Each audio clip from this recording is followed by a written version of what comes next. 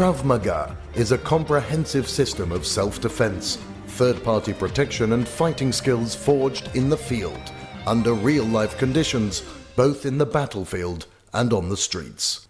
Emerging out of the needs of a persecuted, resource-strapped minority defending itself against those bent on its destruction, Krav Maga was developed through extensive experience in the war for survival and in face-to-face confrontations.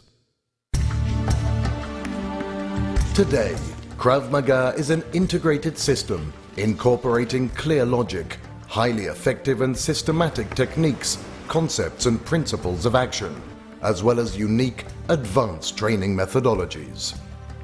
Throughout its development, the concepts laid down by Krav Maga's founder have remained constant: simplicity and efficiency, upholding the highest moral values and respect for all mankind.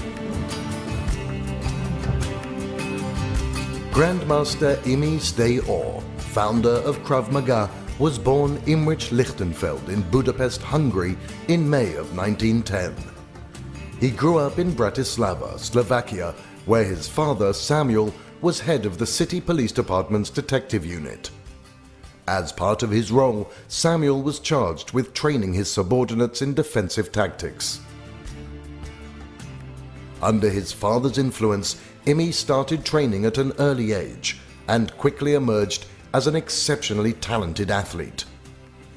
As a teenager, he trained in gymnastics, wrestling and boxing. By the age of 19, he was already recognized as an international champion in these fields. Later, he focused on wrestling and competed as a member of Slovakia's national team for a decade.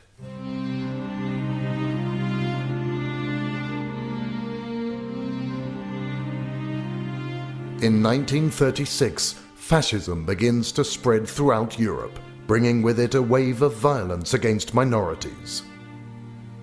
Entire Jewish communities find themselves defenseless, under constant attack instigated by the authorities. Imi, a young, proud Jewish athlete, is not prepared to put up with the humiliation and helplessness of the victims. Together with other young men, he organizes a group dedicated to the active defense of those targeted for attack. Under his leadership, the brave defenders successfully fight back, driving off the assailants using only their bare hands. It is under these circumstances that the seeds for an effective combat and self-defense system are planted, a system nurtured and developed by Imi a few years later into what would become known as Krav Maga. The year is 1940, and World War II is raging throughout Europe. Imi leaves Bratislava just moments before it is taken over by the Nazis, and he boards an underground immigrants boat to Palestine. After a long journey, during which he joins the Czech Legion of the British Army, Imi arrives in Palestine, which at that time was under the control of the British Mandate. He quickly becomes involved in the training and instruction of Jewish defense organizations, fighting against the Arab insurgency. With the establishment of the State of Israel, Imi naturally integrates into the newly established Israel Defense Forces.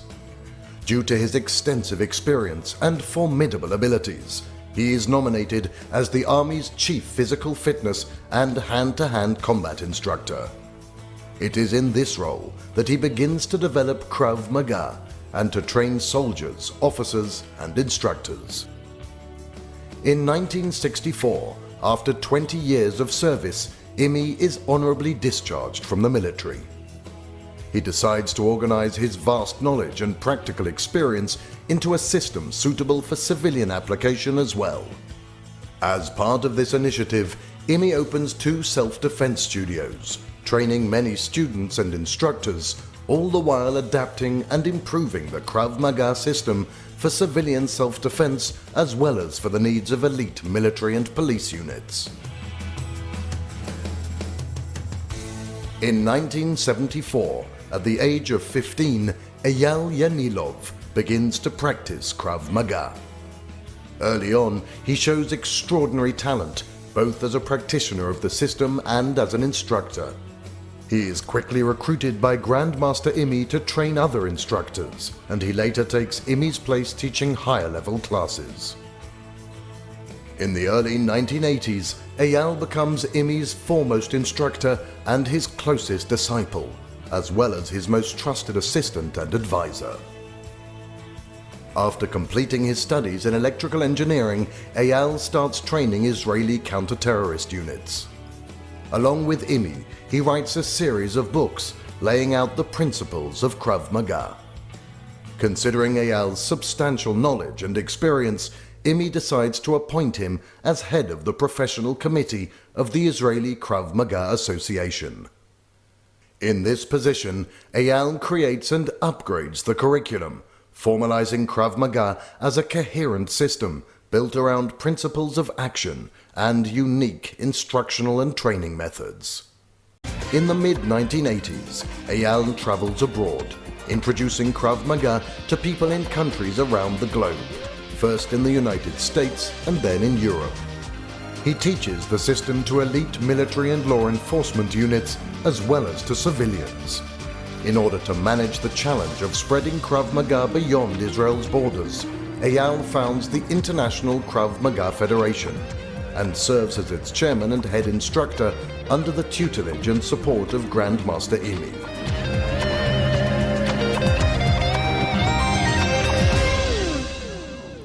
Imi regarded Eyal as family and as the natural choice for leadership of the Krav Maga system.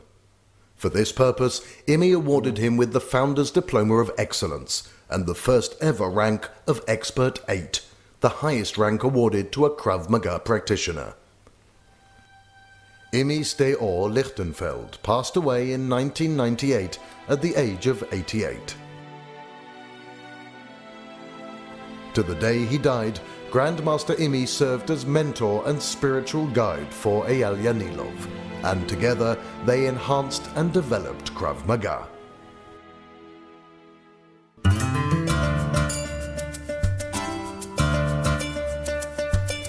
Since Imi's death, Eyal has taken upon himself the responsibility of leading and developing Krav Maga and taking it to the next level. He trains instructors and staff all over the world and has created a global infrastructure for disseminating the system. In practice, Eyal has trained all of the world's first-generation Krav Maga instructors. At present, a team of elite instructors, the global team, is assisting him in spreading the knowledge and the system of Krav Maga to numerous countries around the world. In addition to the many civilians training in Krav Maga centers, military and police special forces from around the world have also adopted Krav Maga as taught by Eyal and his team as their preferred hand-to-hand combat and tactical defense system.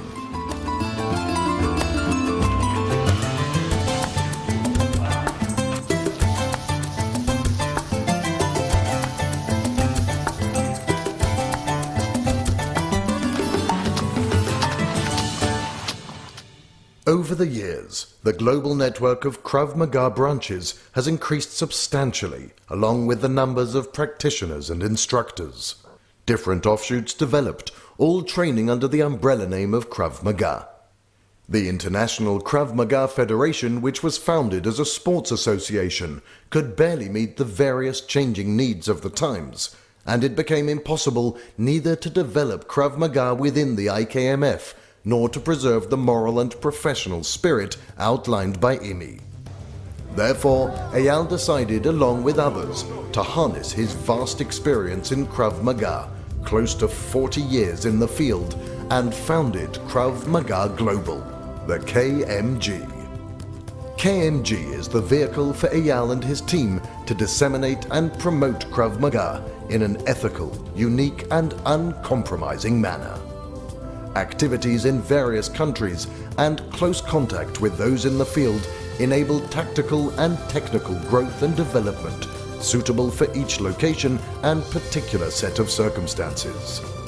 Today, years after the passing of Grandmaster Imi, Krav Maga Global carefully supervises the professionalism of its instructors and the quality of instruction at all levels. Insistence on the highest moral and professional standards preserves the spirit and original path of Krav Maga's founder.